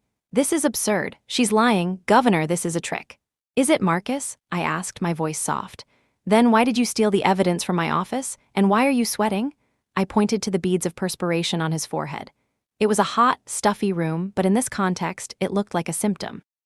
Thompson's eyes narrowed, shifting from me to his partner. He was a politician, a man whose entire career was built on calculating risk and surviving scandal. He could see this situation spiraling out of his control. A murder investigation was one thing, a bioterrorism scare was a career-ending, legacy-destroying catastrophe. "The notebook, Mr. Thorne," I said, my voice hardening. "It was in the senator's shoe. We believe the poison was laced into the cover. You've both been handling it." That was the final, critical lie. It transformed the notebook from a piece of evidence into a radioactive contaminant. Thompson, who had been viewing it as the key to his future, now saw it as a vial of poison sitting on his desk. "Get that thing off my desk," Thompson snapped, shoving his chair back. "Governor, she's trying to manipulate you," Marcus pleaded, but the panic was evident in his voice. I had turned his greatest asset into a weapon against him. "I need to secure it for decontamination and testing," I said, taking a step toward the desk. "And I need to get both of you into medical isolation immediately." This was the critical moment. Henderson, the security chief, was looking at the governor, waiting for the order. Thompson was trapped. If he believed me, he had to comply. If he didn't believe me, and I went public with my concerns, the political fallout would be immense. He would be accused of ignoring a potential bioterror attack. I had him checkmated. "Do what she says," Thompson said through gritted teeth, his eyes spitting venom at Marcus.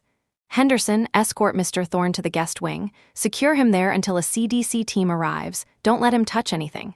Marcus looked utterly betrayed. "Franklin, you can't do this. We had a deal?" "The deal," the governor said, his voice dropping to a lethal whisper, "did not include bringing a plague into my house. Get him out of my sight." As Henderson moved to grab a stunned Marcus, I walked calmly to the desk. My hands, which I knew were steady even under the most intense surgical pressure, were shaking slightly. I pulled a pair of latex gloves from my bag and put them on with deliberate slowness. Then I picked up the notebook. I had it. "Governor," I said, turning to him, "for your own safety, you'll need to come with me."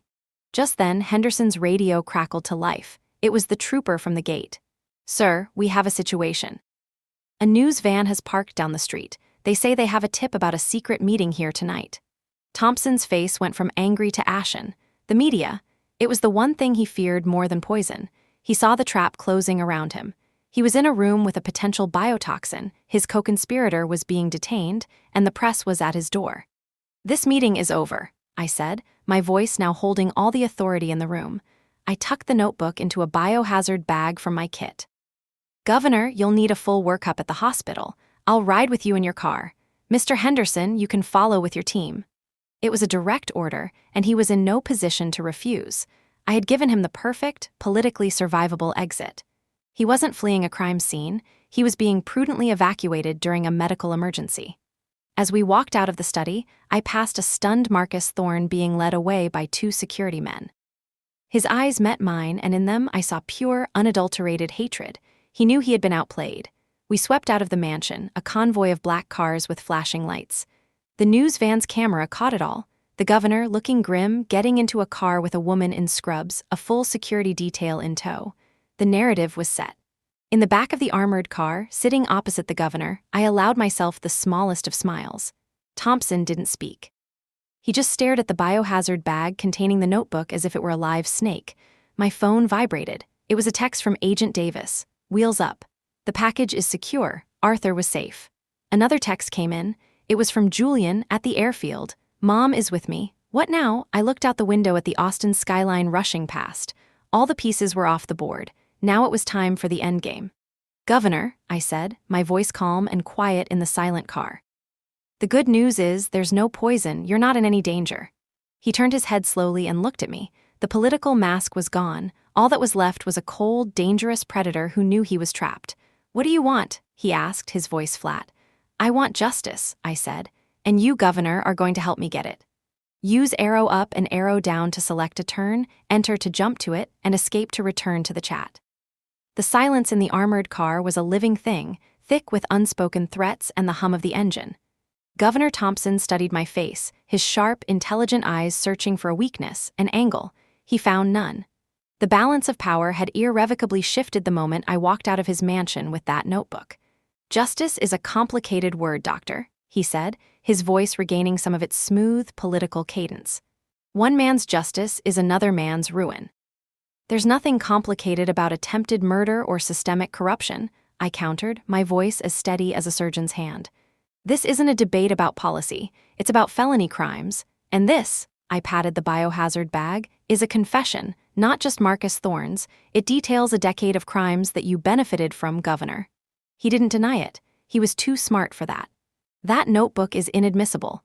It was obtained under false pretenses. Your biotoxin scare was a work of fiction. Any half-decent lawyer would have it thrown out of court."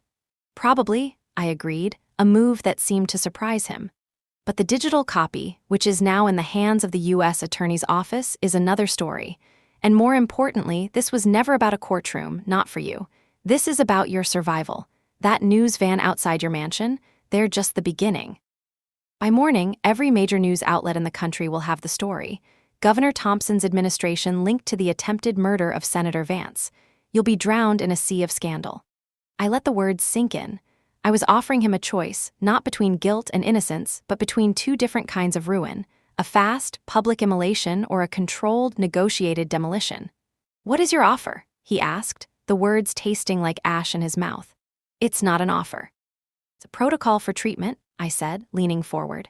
"You have a cancer in your administration. His name is Marcus Thorne. You are going to cut him out, cleanly and completely. You are going to call the U.S. Attorney for the Western District of Texas, a man I know you don't control, and you are going to inform him that you have a person of interest in the Vance case in your custody. You will hand Marcus Thorne over, along with this notebook, claiming you just discovered the extent of his treachery. You will be hailed as a hero, a man who cleaned his own house, horrified at the corruption you unknowingly harbored." He stared at me, a flicker of grudging admiration in his eyes. "You want me to sacrifice my most effective operative to save myself." "He was never your operative," I corrected. "He was Arthur's, and he has proven to be a liability. He's reckless and he's violent. He's the disease. You just happen to be the unfortunate host. I'm giving you the cure." "And in return?" he asked. "What's to stop you from releasing the rest of the notebook, the parts that mention other beneficiaries?" "The same thing that motivated Arthur to keep it secret for so long," I said, and now my voice was laced with the weariness of the truth. "My family. My mother's name is in that book. I have no interest in destroying her. You will grant her full immunity from prosecution for any financial crimes related to this case. In exchange for that, the digital copy of the ledger remains sealed.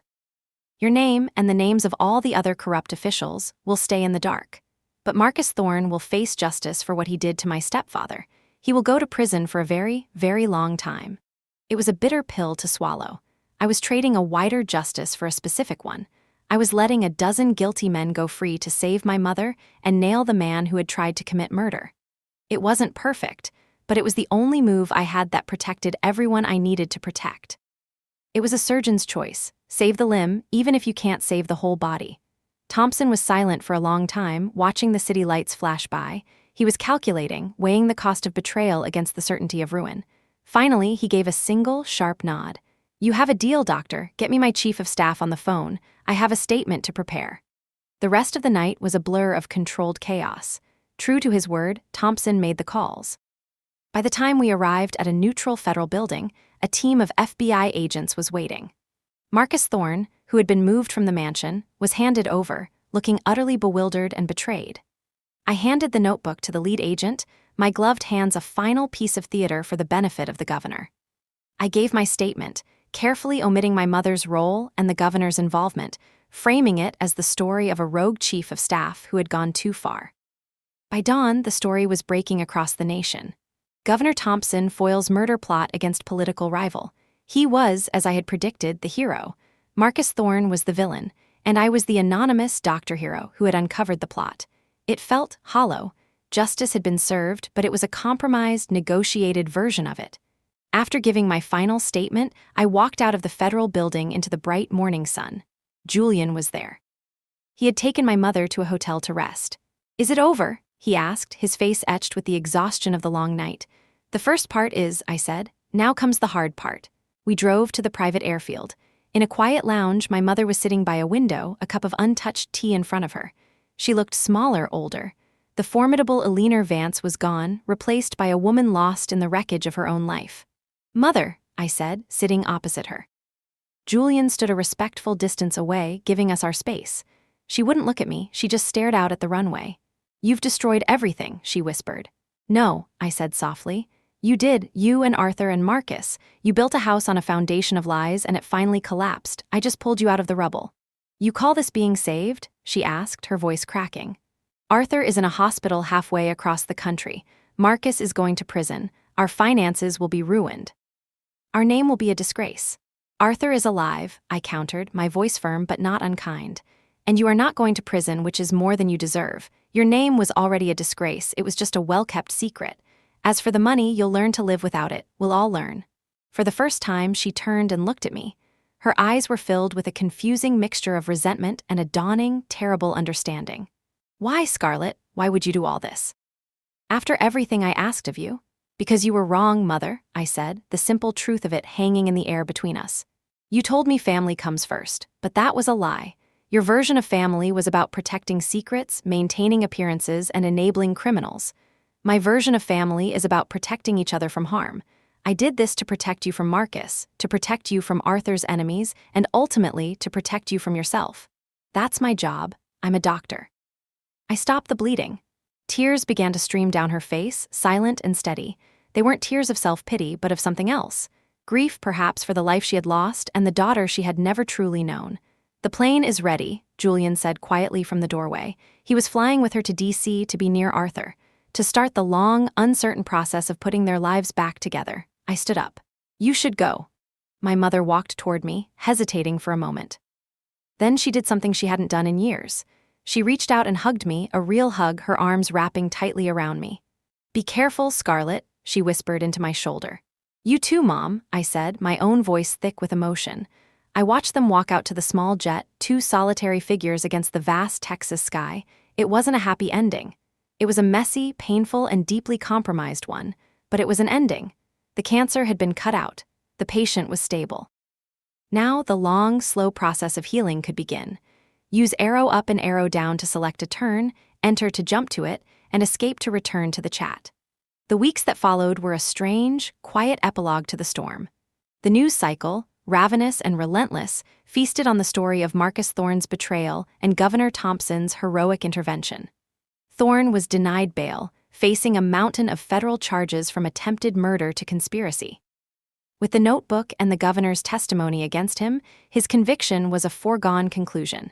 He was a man without allies, a ghost already haunting a prison cell. I returned to my life at Brooke Army Medical Center, but it was different. The familiar rhythm of the trauma bay felt both comforting and alien. I had faced a different kind of trauma, one that couldn't be sutured or stabilized with a chest tube. My colleagues treated me with a new kind of respect, mixed with a healthy dose of awe and I suspected a little fear. They had read the papers. They didn't know the details, but they knew I had walked through fire and emerged unscorched. Ben Carter, however, was the one who sought me out. He found me late one night in the deserted doctor's lounge, staring at a cold cup of coffee. I owe you an apology, he said, breaking the silence. I looked up, surprised. For what? For doubting you, he said, his gaze direct and sincere. When you woke the senator, I thought you were being reckless, arrogant even. I was wrong. You were fighting a war I couldn't even see. You were making the hard call. I'm sorry. Don't be, I said, a small, tired smile touching my lips. You were right to question me, Ben. You were protecting your patient. That's your job. Never stop doing that. His expression softened. Still, what you did, it was legendary. It was necessary, I corrected gently. The conversation was a small thing, but it mattered. It was a suture closing a wound I hadn't realized was still open. The trust with my team was restored. My new normal involved daily calls with Julian. He had become the reluctant anchor of the family, navigating the complex logistics of Arthur's care at Walter Reed. Arthur had survived, but the combination of the poison, the crash, and the seizure had taken a severe toll. He had emerged from his coma into a state of profound cognitive impairment. He could breathe on his own, but he rarely spoke. He was trapped in the prison of his own mind, the master manipulator silenced forever. The architect of so much chaos was now completely dependent on the care of others. There was a grim, Shakespearean justice to it. My mother, Julian said, was a ghost haunting the hospital corridors. The loss of her status, her wealth, and her husband as she knew him had broken something fundamental within her. She was going through the motions, a shell of the formidable woman she had once been. She was facing her own kind of prison, one without bars. She refused to speak to me. The immunity I had bought for her felt less like a gift and more like a life sentence to a future she had never imagined. About a month after the incident, I was called into a meeting with the hospital commander, a stern but fair general named Peterson. My heart sank. I assumed this was about the fallout, the irregular methods I had employed. I walked into his office prepared for a reprimand, perhaps even a formal inquiry. Instead, I found Agent Davis standing beside the general's desk. Captain Martin, the general began, his voice formal. I've just received a commendation letter from the Office of the U.S. Attorney. It seems you were instrumental in the successful resolution of a high-level federal investigation. Your decisive and unconventional actions, as they put it, prevented further loss of life, and brought a dangerous felon to justice. I was stunned into silence. Furthermore, the general continued, a rare smile touching his lips, Agent Davis here has submitted a field report detailing your courage under fire. He seems to think you'd have made a fine MP. Davis allowed himself a small, grim smile. She's a hell of a field surgeon, General, on and off the table. The Army doesn't condone its officers engaging in freelance special operations, Captain, Peterson said, his expression turning serious again. But it does value courage, integrity, and the ability to make critical decisions under extreme pressure. You have demonstrated all three. This commendation will be placed in your permanent file. Well done, Captain. I walked out of his office feeling a sense of vindication that I hadn't expected. I had broken rules, bent protocols, and operated far outside the lines of my duty. But I had done it for the right reasons. And, it seemed, the system I had sworn to serve had, in its own way, recognized that. As I was leaving the administrative building, Davis fell into step beside me. We walked in comfortable silence for a moment. How is he? Davis asked, his gaze fixed on the horizon. He's alive, I said, but the man you knew, he's not coming back. Davis nodded slowly. I suppose that's a mercy in some ways for him and for everyone else. The notebook is sealed then? Sealed, I confirmed. Thompson kept his word. My mother is clear. That was a hell of a bargain you made, he said, not as a judgment, but as a statement of fact. It was the only bargain on the table, I replied. We stopped by my car in the vast hospital parking lot. What about you, Davis? What's next? The senator's security detail has been officially disbanded, he said. I've been reassigned, back to the Secret Service. Presidential detail. That's a big step up, I said, genuinely impressed. Turns out, helping to take down a corrupt political machine with a rogue trauma surgeon is good for your career, he said, a hint of dry humor in his voice. He reached into his jacket and pulled out a small, flat object. It was a challenge coin, a military tradition. He pressed it into my hand. It was heavy, made of solid brass, with the seal of the Secret Service on one side. For your collection, he said. If you ever need anything, doctor, anything at all, you make the call. I closed my hand around the coin, the metal cool against my skin. Thank you, Davis, for everything. You didn't have to trust me. Yes, I did, he said, his gaze meeting mine. We were soldiers on the same mission. We just had different uniforms. He gave a final, sharp nod, turned and walked away, a silent guardian disappearing back into the world of shadows and secrets he called home. Use arrow up and arrow down to select a turn, enter to jump to it, and escape to return to the chat. Life, I learned, doesn't offer clean, cinematic endings. It offers a series of new beginnings. The autumn that followed the chaotic summer was one of quiet rebuilding. I threw myself into my work, finding a renewed sense of purpose in the controlled, predictable world of medicine. The rhythms of the hospital became my anchor. The beeping monitors, the rush of an incoming trauma, the quiet satisfaction of a successful surgery, these were the things that made sense, the things I could control. I sold the expensive condo my mother had helped me buy years ago and moved into a smaller, simpler apartment closer to the base. It was a conscious severing of the last tie to a life financed by corruption. I started running again, long, punishing miles on the trails around San Antonio, feeling the burn in my lungs, sweating out the toxins of the past months. With every stride, I felt like I was reclaiming a piece of myself. One Saturday, Julian called. His voice was lighter than I had heard it in a long time. You'll never guess who's talking, he said. Arthur? I asked, my heart skipping a beat. Not exactly conversational, Julian admitted, but he's responding, simple words. Yes, no, water. And he said Mom's name yesterday. She's been reading to him every day, history books. He always loved history. It wasn't a recovery, not in any true sense, but it was a flicker of light in the darkness. A connection, however faint, being reestablished. How is she? I asked. She's different, he said, searching for the right word. Quieter. She volunteers at the hospital library now. She seems to have found a purpose in just being there. For him, I think she's finally realized that love isn't about power or appearances. It's about showing up. He paused. She asked about you. What did she say? I asked, my voice barely a whisper. She asked if you were safe, and if you were happy. The words were a key, unlocking a door I thought was permanently sealed. It was a beginning. A fragile, tentative step toward a new kind of relationship, one not built on secrets, but on a shared, painful truth. That spring, I took a temporary assignment, leading a surgical training team to a field hospital in a remote part of Eastern Europe. It was a challenging, demanding mission, teaching young combat medics the brutal art of trauma care under austere conditions. It was there, covered in mud and exhaustion, thousands of miles from the polished corridors of power, that I truly felt at home.